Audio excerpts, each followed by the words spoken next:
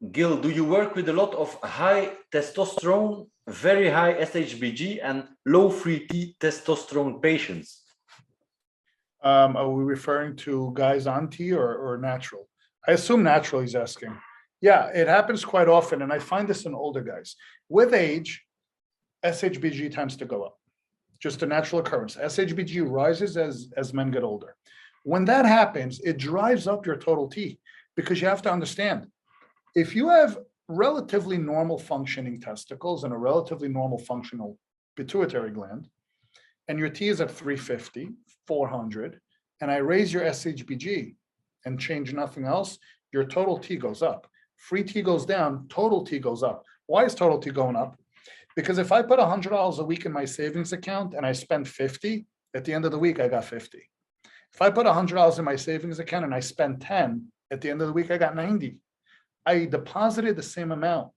I made the same amount of testosterone. I took less of it back and used it. So more of it is in the savings account. And that's what SHBG does. It pulls your total testosterone.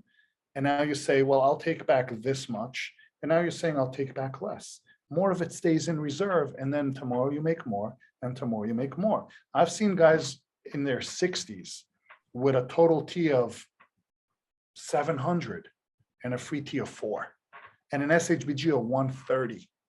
These guys are highly symptomatic. And every time they go to a doctor, they say, oh, you're 60 and you got a total T of 700. Not only are you normal, you're like a 20-year-old. This is in your head. Go take an antidepressant, get out there and work out.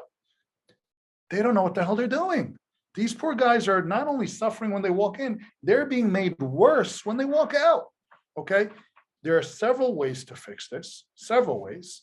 And again, it comes down to the individual, what they've done, what their current predisposition is with genetics and medication and comorbidities.